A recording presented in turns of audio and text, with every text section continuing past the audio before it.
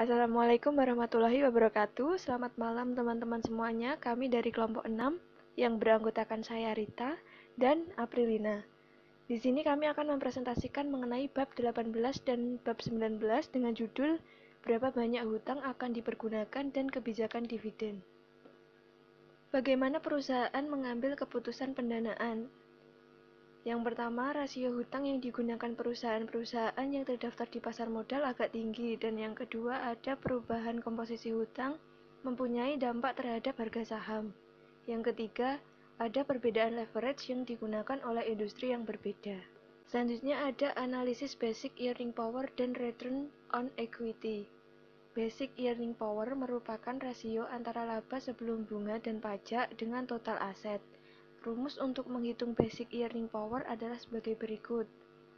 Basic earning power sama dengan laba sebelum bunga dan pajak dibagi total aset. Kemudian return on equity atau ROE. Return on equity merupakan rasio antara laba setelah pajak dan total ekuitas. Rumus untuk menghitung ROE adalah sebagai berikut. ROE sama dengan laba setelah pajak dibagi total ekuitas. Selanjutnya ada analisis dari sisi likuiditas. Debt Service Coverage atau DSC adalah rasio yang digunakan untuk memperkirakan apakah penggunaan hutang akan menimbulkan kesulitan likuiditas atau tidak. Penggunaan hutang dapat menurunkan biaya modal perusahaan jika biaya dan kemungkinan kebangkrutan relatif sangat kecil, jika hutang tersebut diperoleh dari pasar modal yang kompetitif. Diketahui bahwa penggunaan hutang akan menimbulkan kewajiban finansial, baik dalam bentuk pembayaran bunga maupun angsuran pokok pinjaman. Karena itu, tidak diinginkan penggunaan hutang akan menimbulkan kesulitan likuiditas bagi perusahaan, dalam artian tidak mampu membayar bunga dan angsuran pokok pinjaman. Untuk memperkirakan apakah penggunaan hutang akan menimbulkan kesulitan likuiditas atau tidak, dan ditafsir dengan rasio keuangan atau DSC. Selanjutnya, analisis rentabilitas dan likuiditas serta kaitannya dengan biaya modal perusahaan. Analisis dari sisi rentabilitas menyimpulkan bahwa penggunaan hutang bisa dibenarkan, yang berarti bahwa akan menurunkan biaya modal perusahaan jika hutang tersebut diperoleh dari pasar modal yang kompetitif dan biaya kemungkinan kebangkrutan relatif kecil. Maka hal ini, analisis dari sisi rentabilitas akan konsisten dengan analisis dari aspek biaya modal, karena penggunaan hutang juga menurunkan biaya modal perusahaan atau meningkatkan nilai perusahaan. Analisis dari sisi likuiditas lebih sulit pengkuantifikasiannya. Perusahaan yang dinilai baik likuiditasnya, kemungkinan perusahaan akan mampu meminjam dengan suku bunga yang murah, di mana penurunan biaya hutang atau bunga yang rendah yang pada akhirnya akan menurunkan biaya modal perusahaan, karena di mata kreditur, perusahaan dinilai lebih aman. Kebijakan dividen. Di sini kami akan membahas yang pertama ada kontroversi dividen.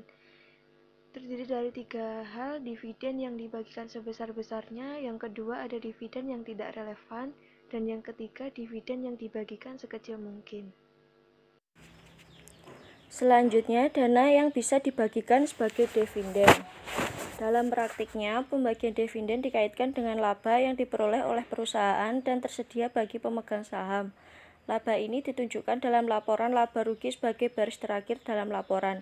Karenanya disebut sebagai bottom line dan disebut sebagai laba setelah pajak.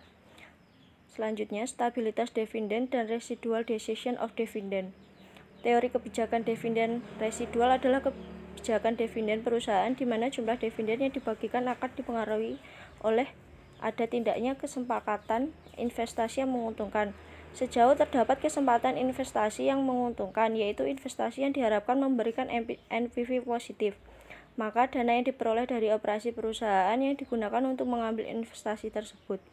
Kalau terdapat sisa, barulah sisa tersebut dibagikan sebagai dividen. Pendapat ini dikenal sebagai residual decision of dividend. Bila pendapat ini dianut, tentunya kita akan mengamati adanya pola pembayaran dividen yang sangat erratik. Bagaimana menentukan kebijakan dividen? Yang pertama, tidak benar bahwa perusahaan seharusnya membagikan dividen sebesar-besarnya bila dana yang diperoleh dari operasi perusahaan bisa digunakan dengan menguntungkan. dividen tidak perlu dibagikan terlalu besar, bahkan secara teoritis tidak perlu membagi dividen. Dan yang kedua, karena ada keengganan untuk menurunkan pembayaran dividen per lembar saham. Ada baiknya perusahaan menentukan dividen dalam jumlah dan rasio payout yang tidak terlalu besar. Hal itu akan memudahkan perusahaan untuk meningkatkan pembayaran dividen bila perusahaan meningkat, dan tidak perlu segera menurunkan pembayaran dividen bila laba perusahaan menurun. Dan yang ketiga, bila memang perusahaan menghadapi kesempatan investasi yang menguntungkan, lebih perusahaan mengurangi pembayaran dividen daripada menerbitkan saham baru. Penurunan pembayaran dividen bisa jadi akan diikuti dengan penurunan harga saham. Tapi bila pasar modal efisien, harga akan menyesuaikan kembali dengan informasi yang sebenarnya, yaitu adanya investasi yang menguntungkan. Selanjutnya, bagaimana menentukan kebijakan dividen yang keempat? Dalam keadaan tidak terdapat biaya transaksi, tambahan kekayaan karena kenaikan harga saham, sama meraihnya dengan tambahan kekayaan karena pembayaran dividen. Masalahnya adalah bahwa untuk merealisir uang kas, pemegang saham perlu menjual sebagian saham. Sedangkan pembayaran dividen berarti menerima kas yang tidak perlu menjual saham. Jika pemodal menjual saham, mereka akan terkena biaya transaksi. Dengan demikian, bila tidak ada faktor pajak, menerima dividen akan lebih menguntungkan daripada memperoleh capital gains. Karena itulah kelompok pemodal akan memilih saham yang membagikan dividen secara teratur. Dan yang terakhir, karena pemodal juga membayar pajak penghasilan, maka bagi pemodal yang sudah berada dalam tax bracket yang tinggi akan lebih menyukai untuk tidak menerima dividen karena harus segera membayar pajak dan memilih menikmati capital gains. Bila sebagian besar pemegang saham merupakan pemodal yang mempunyai tax bracket tinggi, pembagian dividen akan cenderung terlalu besar. Selanjutnya, pembayaran dividen saham, pemecahan saham, dan pembelian kembali saham. Untuk yang pertama, dividen saham. Pembagian dividen dalam perseroan terbatas atau PT diputuskan dalam RUPS atau Rapat Umum Pemegang Saham. Kadangkala perusahaan memutuskan untuk membagikan dividen dalam bentuk saham. Apakah cara pembagian dividen seperti ini akan meningkatkan kekayaan pemegang saham? Perhatikan contoh kebijakan dividen saham berikut ini. Misalkan perusahaan memutuskan pembagian stok dividen sebesar 20%. Hal ini berarti bahwa setiap pemilik 10 lembar saham akan memperoleh tambahan saham sebanyak 2 lembar, sehingga jumlah lembar saham akan meningkat sebanyak 20%. Dan yang kedua, pemecahan saham. Kadang-kadang perusahaan melakukan pemecahan saham atau stock split sehingga jumlah lembar saham yang beredar menjadi lebih besar. Tujuan pemecahan saham adalah untuk membuat saham tersebut lebih liquid dalam perdagangan, artinya lebih sering diperdagangkan. Ketidaklikwidan saham seringkali disebabkan oleh dua unsur, yaitu harga saham terlalu mahal dan jumlah lembar saham yang beredar terlalu sedikit.